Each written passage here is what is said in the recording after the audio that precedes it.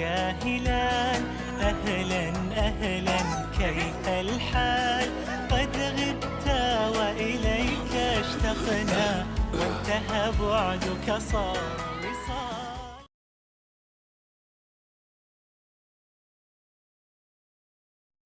سلام بنات، كدايرين؟ لاباس عليكم؟ كلشي بخير الحمد لله. اليوم ان شاء الله جيتكم في فيديو جديد، كنتمنى ينال الاعجاب ديالكم. الفيديو ديال اليوم كيف ما كتشوفوا غادي نحضر معكم صدور الدجاج بواحد التتبيله اللي كتجي زوينه بزاف وبنينه، والدجاج كيجي مقرمش.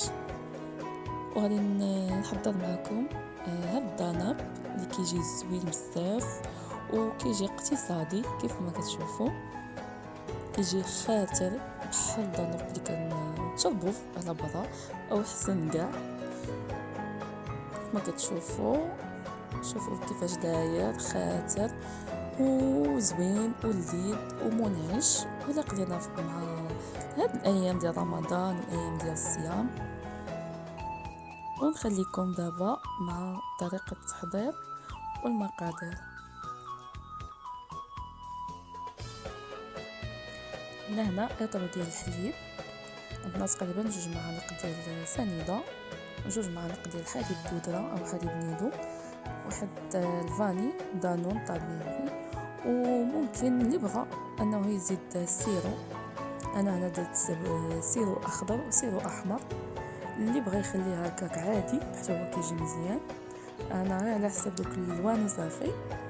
هنا كناخذ واحد الكاسرونه كندير معاها السنيده ونستطرو ديال الحليب وكنحركو مزيان، وكنديرو فاني وكناخذو هكا شي بول وكنديرو فيه نستطرو الاخر اللي بقى، وكنديرو فيه 2 معالق ديال النيدو ودانون ديال الفاني.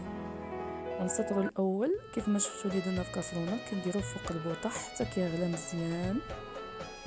وهاد النستطرو هذا كيف ما شفتوني خلطته مع نيدو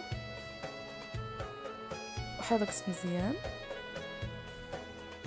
كنحركو مزيان باش الحبيبات ديال النيدو ما يبقاوش هكا كيبقاو متكتلين. هنا من بعد ما غلى لينا الحليب ديالنا كنحيدو ديك الفوقانيه ديك الكشكوشه او الفريره كنقولوا ليها وكنبداو نزيدو هنا بشويه بشويه.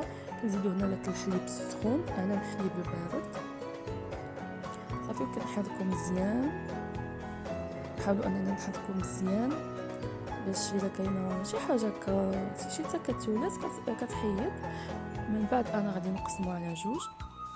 هاد الطريقه اختياريه، اللي بغى اللي ما بغاش ممكن انكم تخليوه غير بيض. انا بغيت هكا غير لوينات وصافي، بغيت ندير واحد احمر وواحد هكا بالخضر.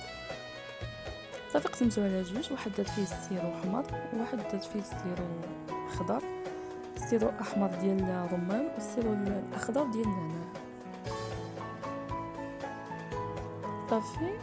كيف ما شفتوا هاد الثاني غادي ندير فيه سيرو اخضر اللي هو ديال النعناع. من بعد غادي نحرك مزيان.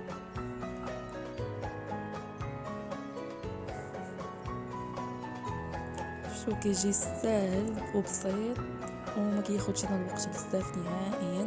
هو كياخذ الوقت في التجهيز ديالو، انه خصو حتى يبات، خصو يكون جاهز. اما هكا فاش غنبغيو نحضروا ما كياخذش الوقت. كيف ما كتشوفوا هنا خديت كويسات. هاد الكويسات ممكن ديروا اي كيسان عندكم. غادي نعمر النص بهاد الغوز والنص بالاخضر. من بعد غادي ندير عليه هاد المرحله ما صورتهاش. من بعد غادي ندير واحد البلاستيك غذائي ونديرو عليه واحد مانطا اللي تكون خفيفه اولا شي سريبيته ونخليوه يبات. ضروري خصنا نخليوه يبات عاد يكون جاهز معنا. وهذا هو الشكل ديالو كيف ما كتشوفوا كيفاش كيجي زوين في الحقيقه. هنا من بعد ما بات ليله كامله ودرتو في الثلاجه، وهنا الوقيته ديال الفطور خرجته. شفتوا كيفاش كيجي خاتر بحال الرايب بحال ضناب، وكيجي لذيذ بزاف. كنتمنى انكم تجربوه، واخا ماشي في رمضان حتى في ايامات العاديه وايام ديال الصيف كيجي زوين وكيخرج كميه. انا هادو درتهم كيسان كبار، ممكن ديرهم كيسان صغار. وهذا عندنا الطبق الثاني اللي هو غادي نحضر معكم صدور ديال الدجاج، كيجيو مقرمشين كيف ما كتشوفوا. عندنا القزبر يابس، شويه ديال الملحه، شويه ديال البزار. صافي غادي نديرو شويه ديال لا كريم فريش. اللي ما عندوش لا كريم فريش ممكن انه يعوضها بطالون السوس. هنا الزيت، انا هاد الزيت مرقده فيه ثومه وفلفله وورقه سيبانوسه، زيت الزيتون.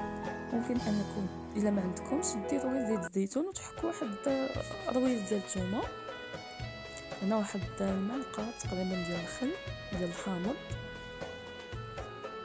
معلقه ديال لاموطارد،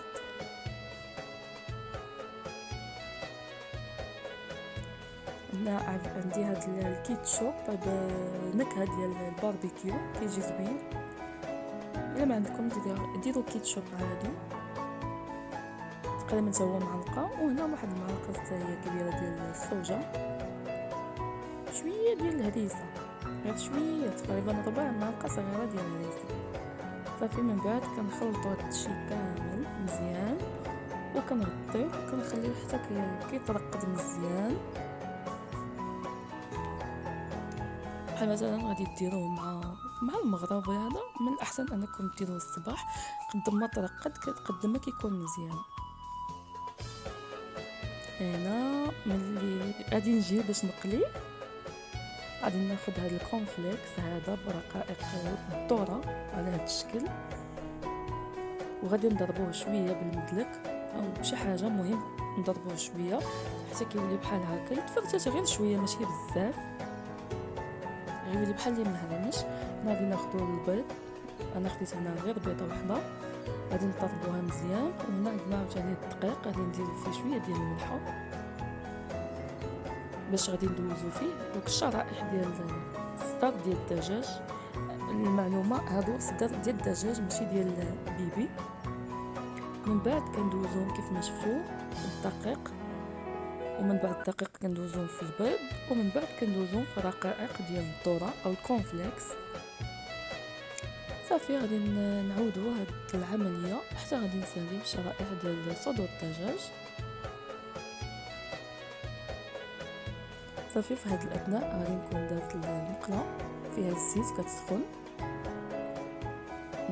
نحاولوا اننا نديروها على نار مجهده حتى تسخن ونقصوا شويه. هنا من بعد ما ساليت كلشي دوك الشرائح ديال الدجاج، بعد ما دوزتهم في الدقيق والبيض رقائق الذره، هنا كيف ما سبق قلت لكم كتكون المقله سخونه. صافي كنرمي فيها هذا، ومن بعد كنقصوا العافيه، نحاولوا اننا ما نقصوهاش حتى للحد لان الدجاج غادي يشرب لينا الزيت وما غاديش يجي زوين، وما نزيدوش فيها عاوتاني حتى للحد، غادي يطيب لينا غير من الفوق وديك القشره الفوقانيه والداخل غادي يبقى خضر. نديروها على نار معتدله. صافي هنايا غادي ناخذ غير شويه ديال الخضره بحال هكا، غادي ناخذ شيفلور، شويه ديال الخيزو، شويه ديال القرعه او الكورجيت، غادي نقطعهم نسلقهم شويه، من بعد غادي نصوتيهم شويه ديال الزبده والملحه والبزار وشويه ديال القزبر المعدنوس، وغادي نرافقهم مع لي بات اللي فيت لي درتو معكم ديال الشامبينيون ولا كريم فريش والصوجا اللي كيجيو زوينين بزاف. وهذا الشكل النهائي ديال شرائح الدجاج اللي كيجيو مقرمشين وكيجيو لذاذ بزاف. كنتمنى انكم تجربوهم. وجينا هنا لنهايه الفيديو. كنتمنى الفيديو ديال اليوم ينال الاعجاب ديالكم، والسلام عليكم. فيديو جاي ان شاء الله.